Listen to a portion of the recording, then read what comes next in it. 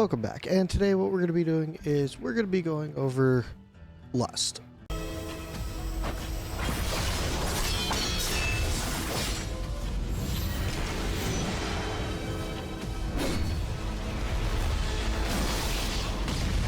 Look at her skills and whatnot.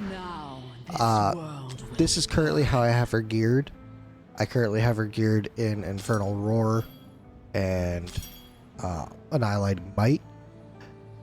I would like to have her a little bit faster on attack speed because she does do rage regen, but this works for what it is. I do have a different build for her for Guild Boss 2. And Guild Boss 2, what I did is I got her attack a little bit higher, and her attack speed is a little bit lower, but all in all, this kind of gives her a little bit more for Guild Boss 2. She performs better with this. It's probably the Soulbound Arcana that really helps her out with that, and the Warlord. I mean, there's two big things there. She's only dropping like 13% crit damage, but she's gaining almost 3 grand in attack. So, ultimately, she's a damage dealer. You build her for damage, and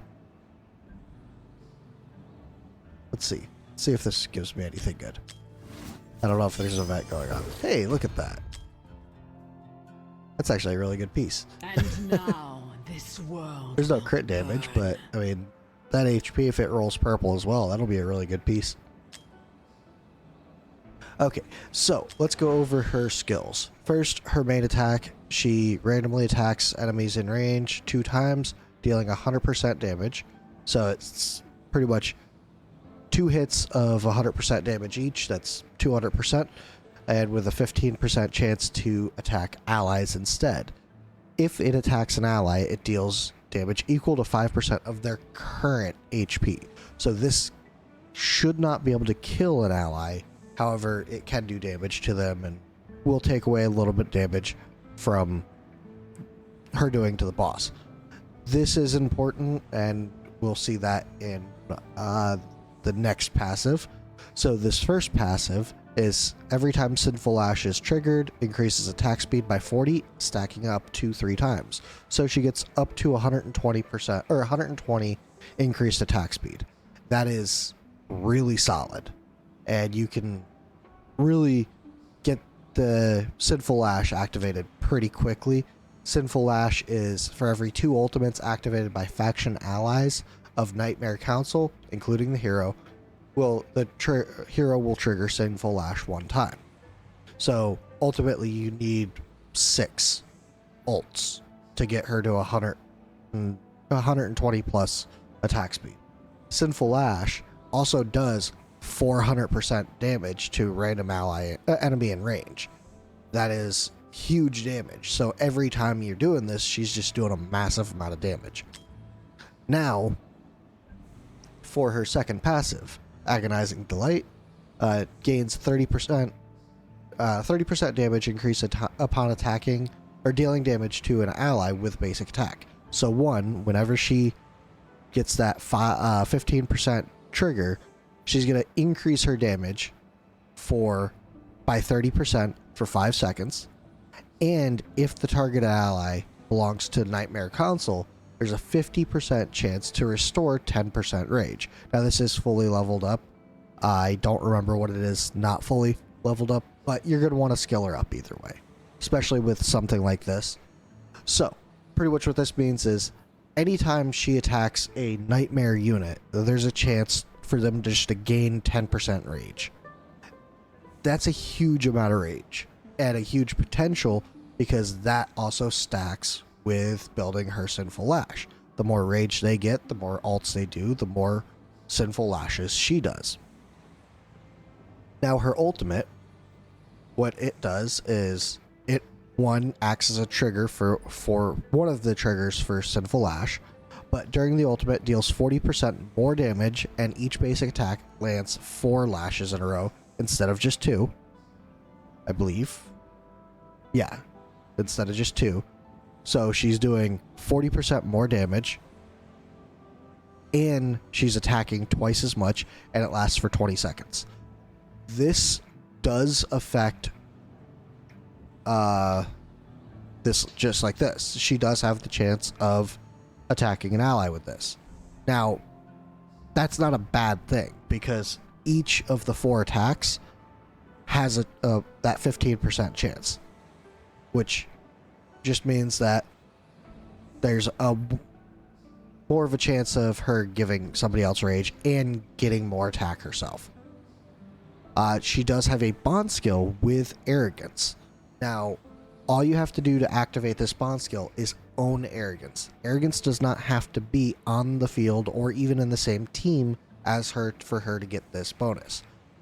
Now, they do pair very well together. Obtain the hero arrogance to unlock the following bonus. During the ultimate, deals 20% extra damage, and all damage dealt to enemies inflicts burning. So that just means she does more damage. She is an excellent damage dealer. She has a very unique range of the star pattern. She's got kind of the Dolores pattern, but as a ground unit. She does have an exclusive artifact. It does take a little bit for it to be her best in slot. I don't know of the breakpoint of that, but pretty much what it does is it increases your crit damage, and when Sinful Lash is triggered, it will be triggered 2 consecutive times instead of just once. So it's 800% damage instead of 400% damage, which is huge. I definitely recommend skilling her up. Her awakenings, I am going to be going for A1 of her tomorrow, actually. But her awakenings are okay. So her A1, Sinful Lash, inflicts defense reduction for 5 seconds. It's a 20% defense reduction on an enemy. So that's solid, but it only lasts 5 seconds. And it's only going to happen when you trigger Sinful Lash, which is only going to happen every 2 ultimates. This is going to have almost no uptime, but when it's up, it'll be helpful. It'll increase damage. It is 20%. It's nothing to scoff at. So it's solid. Her A2, 300 attack. Solid. Damage dealers always want more damage. So her A3, once she reaches the 120 increased attack speed, when she's A3, she'll gain another 20% on top of that. I don't know if that's 120 plus her current attack speed plus the 20%. I don't know where this 20% is coming from, if it's coming from her base or her current total, but either way, that is really good. Her A3 just makes her very, very strong. A4, 8% penetration. This kind of negates the need for her A1 a little bit, just because it's 8%, so it's good. It just makes her deal more damage. But her A5, what it does is her ultimate, now instead of doing 4 lashes, it does 6, which is just, 50% better, technically? It's 30% more damage than what she's doing, I believe. Something like that. Either way, instead of just doing the basic attack of 2 lashes or the ultimate of 4, she's now doing 6 at A5. This increases her damage by a ton. Also increases her potential for rage regen for nightmare units by a ton. This just makes her a very, very good unit all around. She's good without it, but this just enhances that. So, places to use her. I'm going to be using her in her event, just because I have her this time around for her event. I currently use her in my guild boss team. And she is, let's see. Oh, wow. Look at that. I'm not the highest anymore. Isn't that cool? Let's see. She is my 4th highest damage. Now, she could be much higher if I built her better. I honestly need better gear. That's a me problem.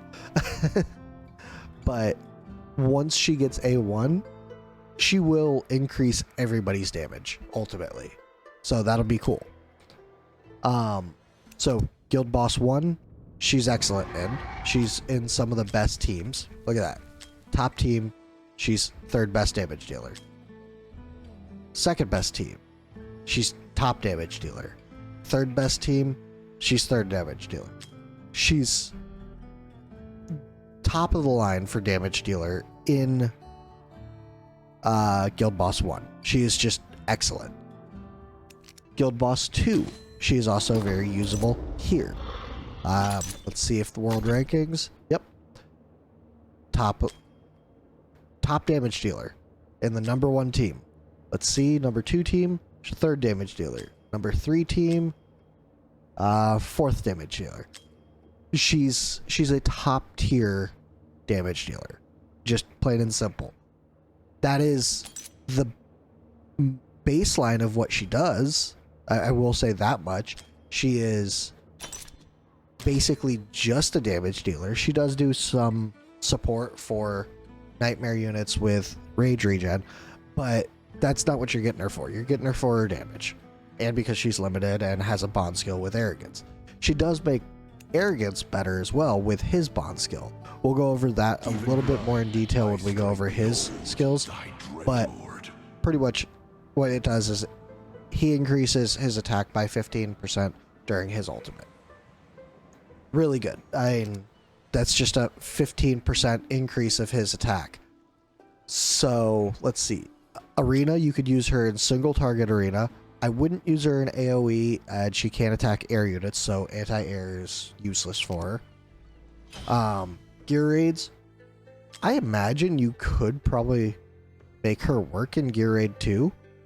I've never tried it, but maybe I will. Gear Raid 1, there's just too many enemies. She is basically just a single target unit.